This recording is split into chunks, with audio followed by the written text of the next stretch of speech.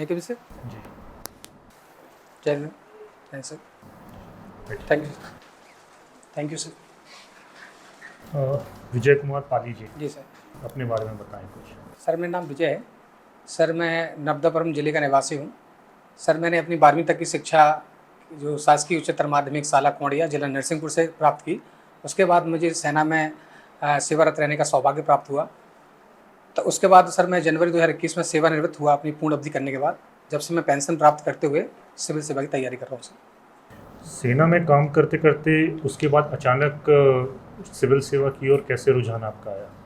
Sir इसके प्रमुख मुझे 2-3 कारण लगते हैं। पहला सर मैं जिस समय पे सेना में गया और जो विभाग मुझे मिला, उसमें 14 साल तक कुछ विभागीय कारणों से प्रमोशन नहीं मिला। दूसरा सर जब मुझे इस पीएससी की जानकारी हुई, तो उसमें मुझे जो सेवानिवृत्त सैनिकों के लिए कोटा दिखा, तो मुझे एक अपॉर्चुनिटी दिखी और मुझे जो ये लगा कि मैं देश सेवा के साथ साथ समाज सेवा में भी अपना योगदान दे सकता हूँ, तो मैंने इसकी ओर रुख किया। तो सेना में रहते हुए आपने भी कुछ उस समय भी कुछ कार्य किया होगा, वो वर्क प्रोफाइल आपका क्या रहा वहाँ पर? सर सेना में मैं जिस विभाग में था, सेना पुलिस का विभाग कहलाता है। उसके ऊपर सबसे बड़ी जिम्मेदारी ये होती है सर कि उस सेना का अनुशासन बरकरार रखे, जिसमें जो सेना का जो उच्च स्तर है वो बना रहे। दूसरा सर जो एक सिविल पुलिस जिस तरह से काम करती है, उसी तरह एक मिलिट्री के अंदर सेना पुलिस कार्य करती है।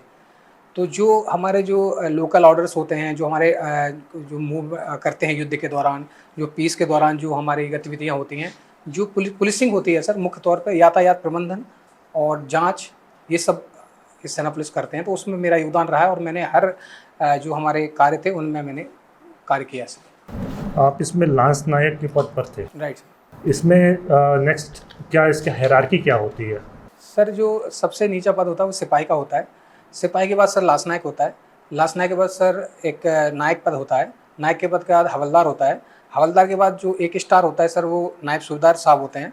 फिर सूबेदार साहब होते हैं, उसके बाद सूबेदार मेजर साहब होते हैं। फिर जो ऑफिसर्स रैंक शुरू होती है, उसमें सबसे पहले सर लेफ्टिनेंट होते हैं। लेफ्टिनेंट के बाद कैप्टन होते हैं। कैप्टन के बाद सर मेजर, मेजर के बाद लेफ्टिनेंट कर्नल साहब, कर्नल साहब के बाद लेफ्टिनेंट कर्नल के साहब के बाद कर्नल साहब, फिर बाद ब्रिगेडियर साहब। उसके ऊपर जनरल रैंक शुरू हो जाती है। तो सबसे पहले मेजर जनरल साहब, फिर लेफ्टिनेंट जनरल साहब, फिर जनरल साहब, और फिर अभी सीडीएस का पद है, फिर फील्ड मार्शल है। ओके, अभी वर्तमान में सीडीएस कौन है? सर जो सीडीएस सर है वो जनरल हमारे अनिल चौहान साहब है सर। ओके। अभी भारत सरकार ने एक सेना में नई योजना स्टार्ट की थी, अग्निवीर योजना। इसके बारे में कुछ बताइए। सर अग्निवीर जो योजना है वो 14 जून 2022 को घोषित की गई थी। इसके कुछ पहलू इस प्रकार है सर कि जो अब जो सेना में जो भर्ती होगी सर, वो भर्ती अब जो अग्निवीर की अग्निपथ योजना के अंदर अग्निवीर जो होंगे वो भर्ती होंगे। उनका कार्यकाल 4 साल का रहेगा, जिसमें उनको कुछ 4 साल के अंदर जो पेमेंट दी जाएगी वो रहेंगे। और इसमें सर ये है कि ये उसमें 25% जो लोग होंगे वो स्थायी सेना में जाएंगे, जो अगले 15 साल कर सकेंगे सर। ओके। तो इससे अचानक से जब वर्किंग एज है 21 साल में आप उसको इंटर कर रहे हैं और 25 साल में आप उसको फिर बाहर कर देंगे, बाकी 75% को आप बाहर कर देंगे, तो क्या इससे और बेरोजगारी की समस्या नहीं बढ़ेगी? सर इसमें बेरोजगारी वाला पहलू मुझे कम ही दिखता है, क्योंकि जब आप सेना में जा रहे हैं तो आपको एक तो वहाँ पे आपको ट्रेनिंग की दी जा रही है, एक आपका स्किल डेवलपमेंट हो रहा है। उसके बाद जब आप 4 साल के बाद आ रहे हैं तो आपको 11,72,000 रुपये की जो राशि मिल रही है, उसके साथ आपको एक कोटा दिया जा रहा है, आरक्षण दिया जा रहा है। उसके बाद आपको कई रियायतें दी जा रही हैं, जैसे आप लाइसेंस प्राप्त कर सकते हैं, आपको जो एडमिशन है किसी शिक्षाओं में, शैक्षणिक संस्थानों में, उसमें आपको रियायत दी जा रही है। तो मुझे लगता है कि इसमें और अपॉर्चुनिटी मिलेंगी।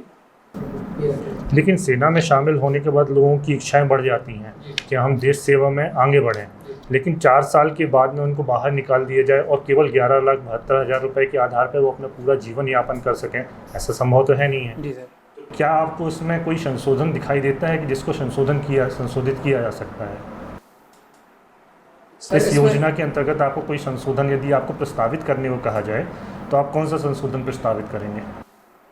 सर मुझ में जहाँ तक मैंने इस योजना को समझा है, तो मैं ये संशोधन ज़रूर करना चाहूँगा कि सर हमारी जो युद्ध जो हमारी भूमि है वहाँ अलग अलग किस्में हैं सर।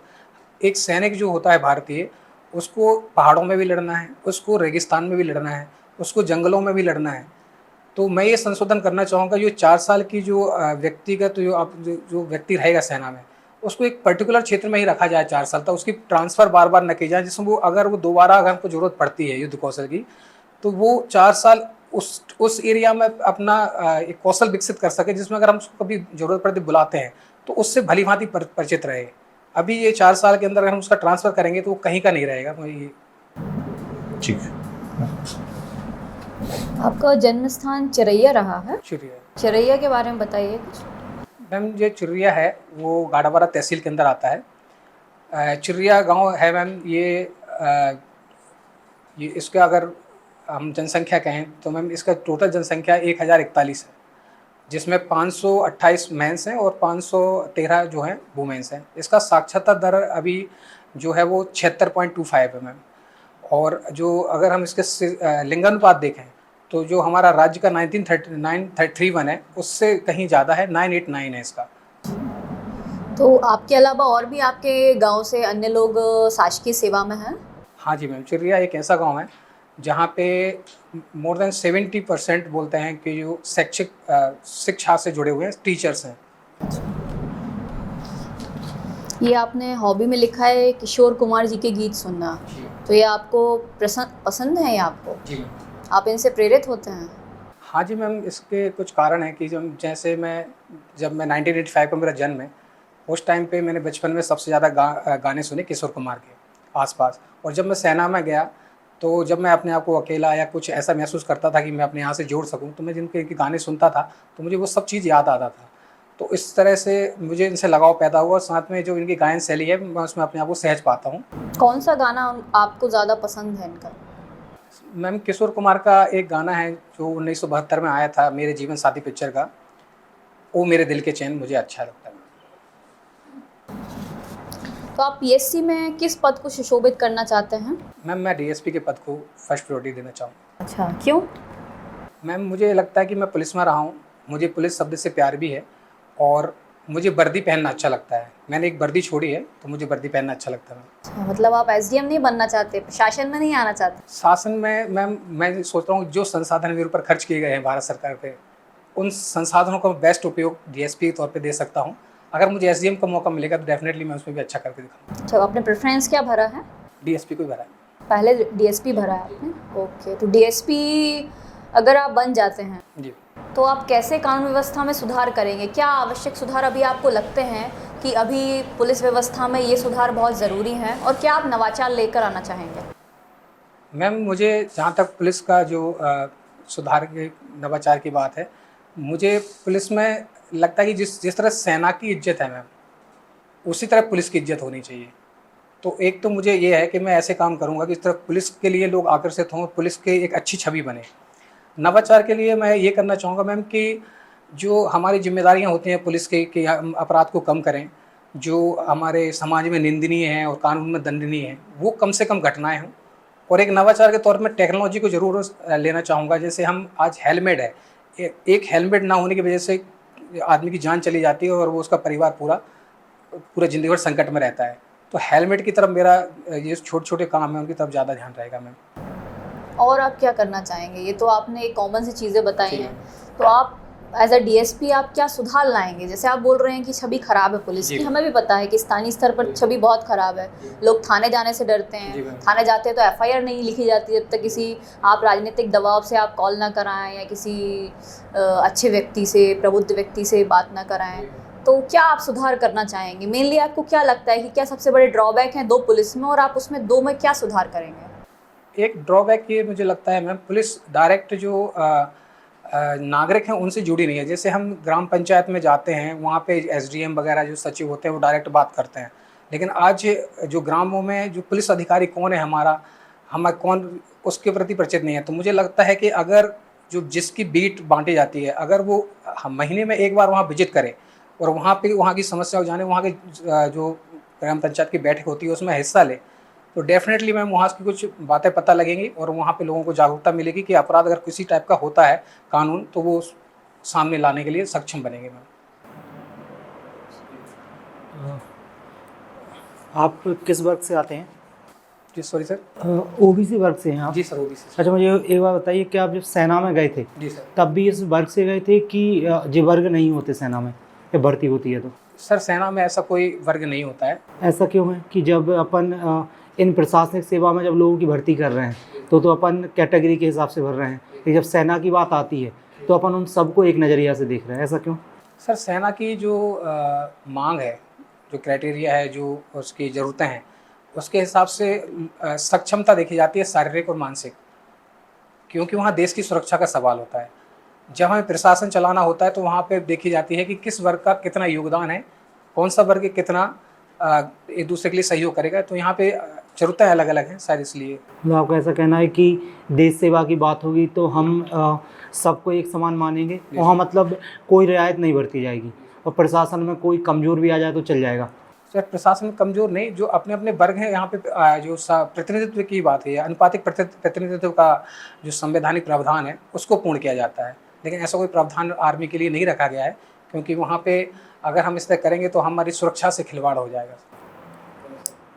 ठीक है। और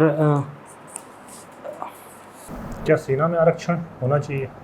सर व्यक्तिगत तौर पे मेरी ये राय है कि ना हो तो अच्छा है। आपका नाम विजय कुमार पाली है। जी सर। पाली से क्या संबंध है? सर और पाली और कहीं और के लिए भी पाली वर्ड यूज़ करते हैं क्या? जी सर। क्या है? सर पाली का अर्थ होता है पवित्र। पाली जो है सर एक भाषा रही है जो संस्कृत के बाद पाली है, और बौद्ध ग्रंथ लिखे गए सर इसमें जो त्रिपिटक है सर वो लिखे गए हैं बौद्ध के। इसके बाद हम 5वीं शताब्दी में देखते हैं जो बुद्धघोष ने आकंठ का एक वो लिखा हुआ था सर, ये पाली भाषा में था। जी सर। और पाली एक जिला भी है सर राजस्थान में। जी सर।